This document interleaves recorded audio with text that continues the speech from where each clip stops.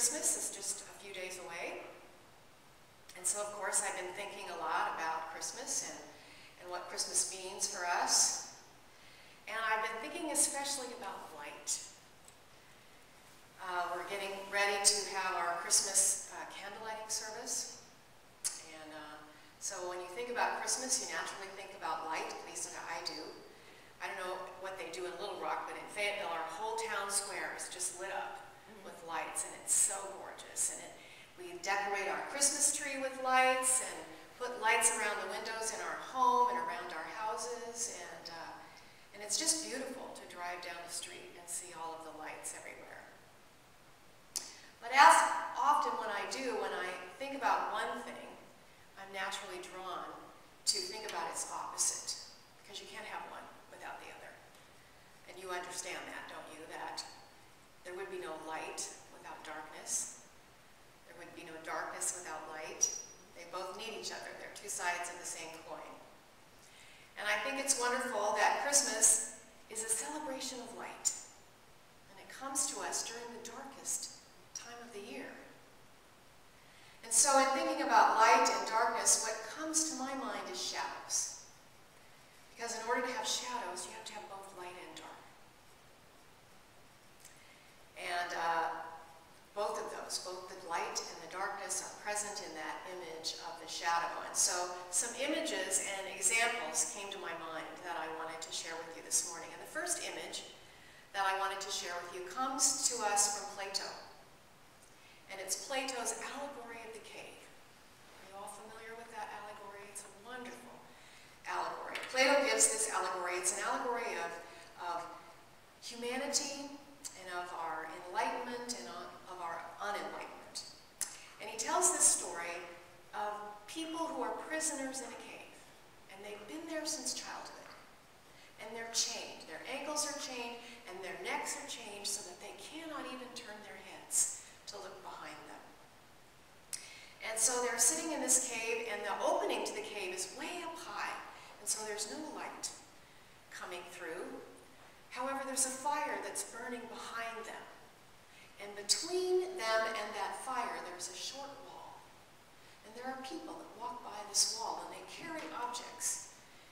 And they might carry baskets or pots, earthenware pots.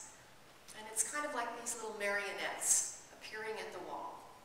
And those people and those objects that they carry, there are shadows from the fire that's burning. Shadows project onto the wall that the prisoners can see. And so all the prisoners can see are these shadows that appear on the wall.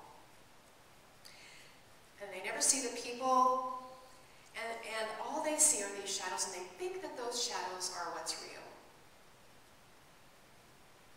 And so then Plato suggests that a man gets free from the cave, somehow gets loose from the chains, and is able to go up the steep, rugged ascent to the outside world.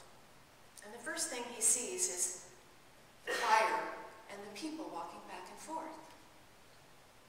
Now, you can imagine his first reaction when he gets outside. First of all, he's sort of blinded, because from childhood, the only thing he's been in is darkness. And he gets outside where the sun is shining and it's bright, and he's blinded.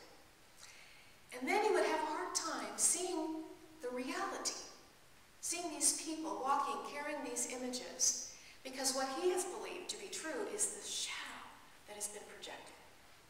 But sure enough, eventually people talk to him, and he begins to realize that what's real is what's behind him, and that the shadows are not real. Now imagine that this person comes back into the cave and tries to tell these people in the cave what's real.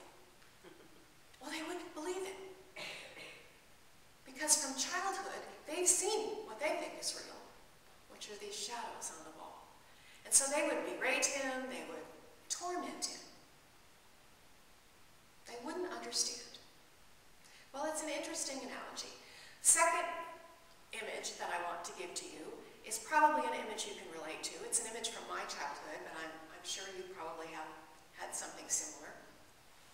And I'm sure as a child, many of you can relate to going to bed and being afraid of the shadows that were in your room. You always wanted to make sure you closed that closet door, right? Because you could see things in night that you were sure were real.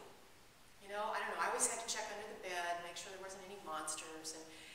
And one night I went to bed and I was laying in bed and I saw on my wall a shadow of a man.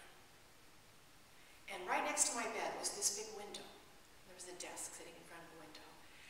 And I was lying in bed and I was looking at the shadow of this man and I was so scared. And I was afraid to even move my head to look and see if there was someone standing outside the window. And I just lay there for the longest time and my heart was pounding. And slowly I tried to turn my head and I turned my head and I looked out the window and there wasn't anyone there. But I was still scared because I could see this shadow. Now, had I had any presence of mind, I would have thought, well, even though I was on the first floor, to have had that big of a shadow, this person would have had to have been standing on a ladder. And the shadow never moved, which I thought was really weird. But it didn't get rid of my fear. And I just kept staring at that. And I kept turning and trying to look, and I finally figured out what it was. On my desk, I had a statue. And the moonlight was shining a shadow of that statue onto the wall. Guess what the statue was? It was a statue of Jesus. I was afraid of an image of Jesus on my wall. You know, I just didn't understand it. You know, we can laugh at ourselves now when we know that, but in that moment, I was so afraid. I know my mother had told me time and time again that there was nothing to be afraid of, that there was nothing in my closet, that the shadows on the walls weren't real, but I didn't have the mind to grasp that. I had the mind of a child. Now, the third image that I want to share with you is a story that my minister used to tell. And she was talking about one night when she was preparing dinner, and there was a power failure. Now, power failures in California are totally different than they are out here. Out here, you can have a power failure. You might have no power for a long time. You might even be days without power. But in California, it hardly ever happened. And when it did, it was just for a little short time. So it was always sort of an adventure. So she's going around gathering up candles, and she's singing to herself, and she's having a great time. Well, her dog, now get this, her dog's name was Cindy. Her dog is hiding behind the couch, barking at the shadows that were projected on the wall. Now, Carol says she's trying to tell her dog that everything is fine and that it's just shadows. She's trying to reassure Cindy, but nothing she said made any difference. And that's because her consciousness couldn't grasp that idea. She had puppy consciousness. And she couldn't tell the difference between shadow and reality. Well, now that I'm grown up, I know there's nothing to be afraid of. At night in my room, I even sometimes leave the closet door open. But nothing that you can tell a child or nothing that you can tell a puppy can make a difference because they have that child consciousness, that puppy consciousness, and nothing you tell them would make any difference. Well, you know, we as adults have shadows too. We don't have those shadows on the wall anymore, but we have other things that we are afraid of and that we think are real. We have things like death and illness and what's going on in our country right now with this financial meltdown. People get fearful around those things. They think they're real. They think they have power.